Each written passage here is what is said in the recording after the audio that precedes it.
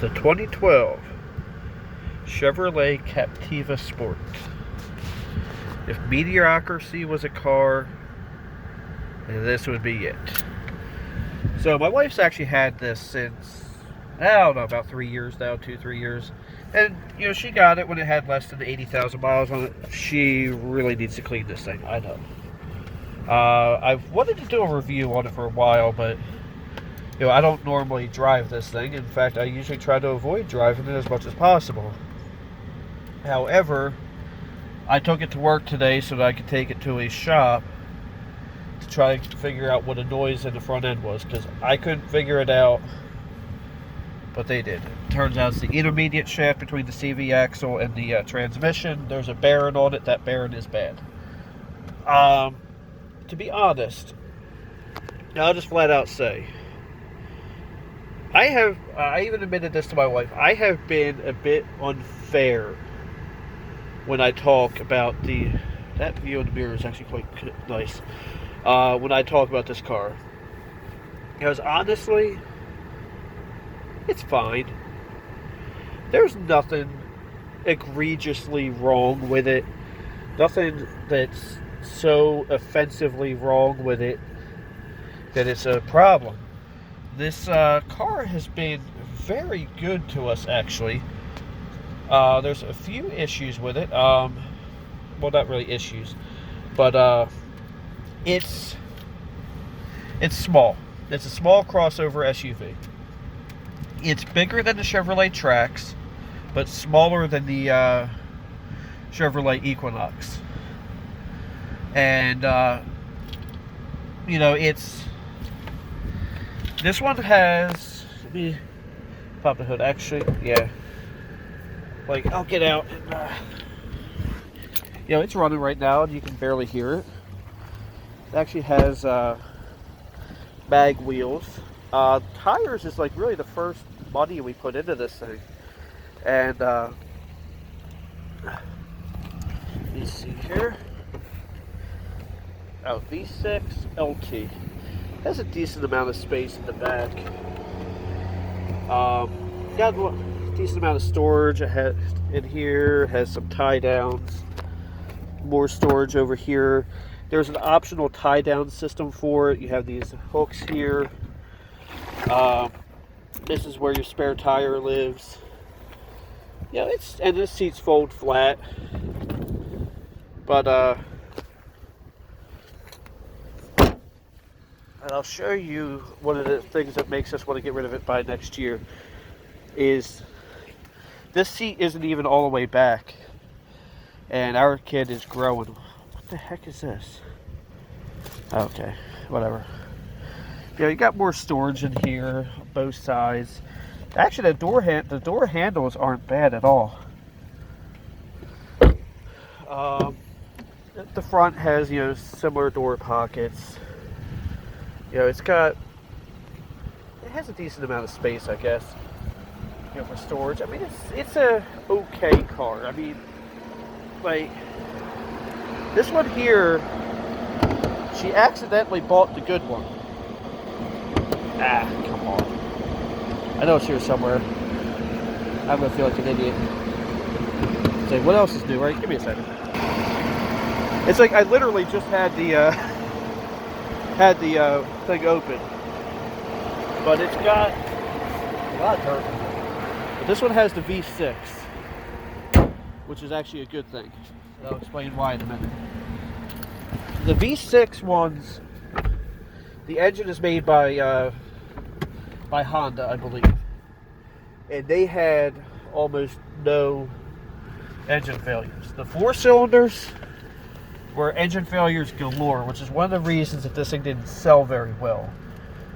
Because most people would opt for the 4-cylinder because it's better on gas. But however, you know, this thing, where are we at? Averages around 20 miles to the gallon, which isn't bad for a little mid-size SUV. It's got more crap up here. I think this is this one the one that's a 2-piece? No. However, I thought this one, Oh, okay, yeah, this is the one that's two-piece. So you have your cup holders, and then when you slide that down, you have a USB port and which I believe is just for charging, and then a cigarette lighter port. And I think that's the only one in this car. No, there is one down here on the back of the center console. Sorry you couldn't see that, but I was just reaching down there. I'm not really making this to be a very long video.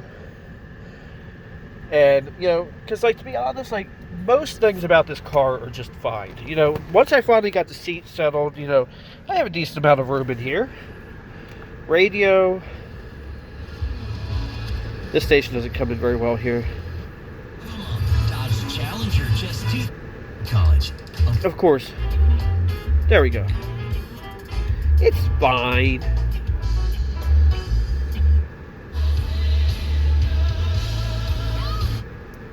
And I think it should go without saying that you don't see that flicker on the radio screen itself. But yeah, so I mean, honestly, this little car isn't too bad. You know, you got your lighted mirrors, got a little thing here where you can leave a piece of thing or something. I mean, there's some things that are just par for the course for a car of this age. The Bluetooth on the radio only works for phone calls. You cannot stream music over it. So, that's annoying. Oh, excuse me. Yeah, so that's annoying. But, you know, you do have radio controls here. Cruise control, obviously. These things were manufactured by Opel, of all things. There's also, just because this is the Captiva Sport LT. You had the Chevy Captiva, which was made by Daewoo, but the Captiva Sports are made by Opel. Don't ask, because I don't know. I don't have sales figures, but these things were not a big seller. I mean, you got these little accents here that go across the dash. Decent size,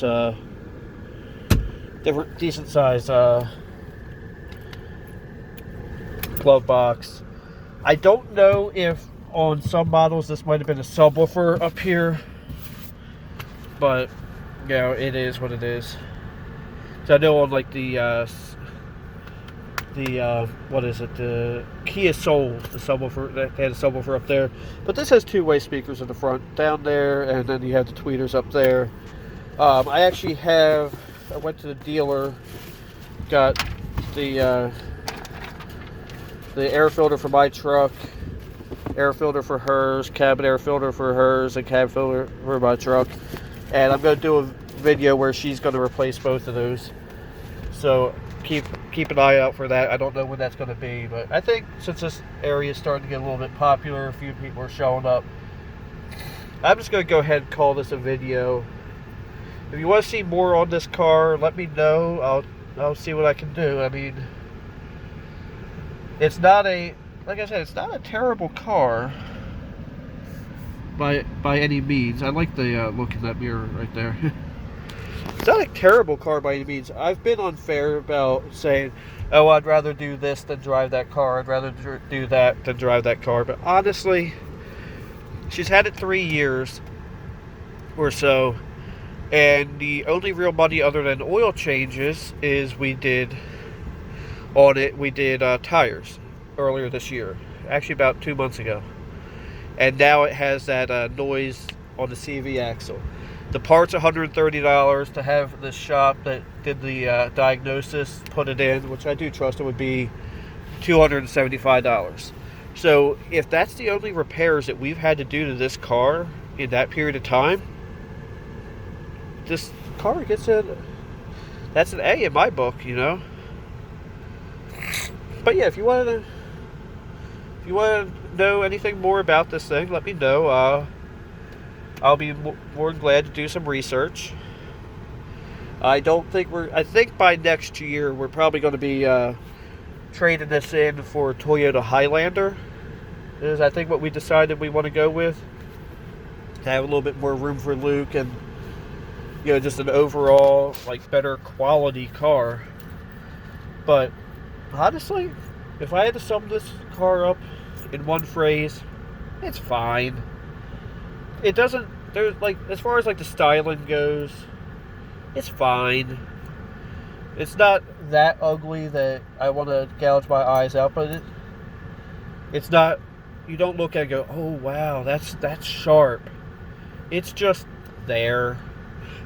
You know, the interior's fine. The seats aren't great, but they're not the worst I've ever been in.